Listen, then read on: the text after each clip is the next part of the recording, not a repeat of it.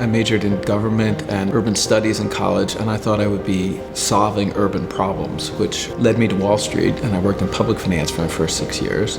But I quickly moved into working with financial services companies, and always, even in the late 80s, early 90s, was focusing on the companies that we thought were the innovators that were taking advantage of declining information costs to disrupt, it's a word we didn't use then, but frankly to disrupt a lot of the existing financial system.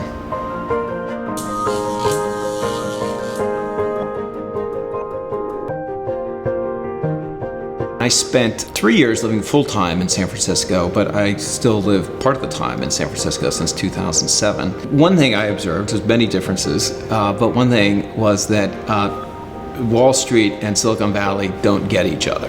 And the way you do business, the way you interact is very, very different. I felt that if we had a firm that combined individuals with perspectives on both ecosystems, that would be very valuable.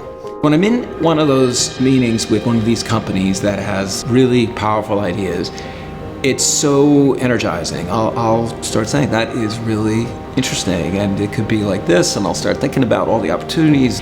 That's how you think in Silicon Valley, which is there is no problem that can't be solved if you have the right amount of talent and energy focused on it.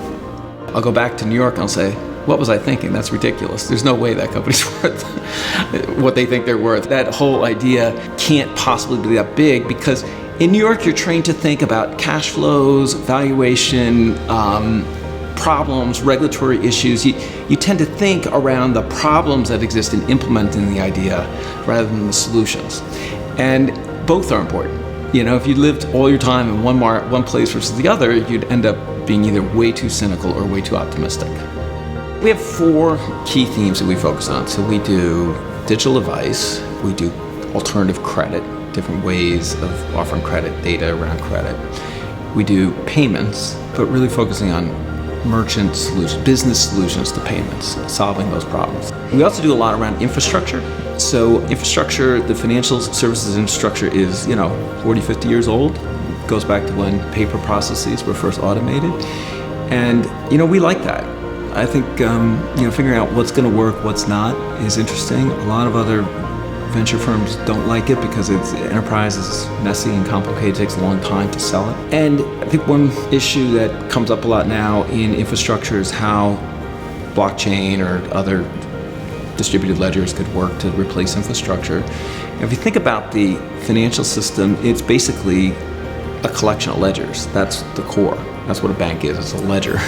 And so it's a powerful idea, but I also like pointing out analogies of how long it takes to replace existing systems, and particularly if many different organizations have to get involved in that decision.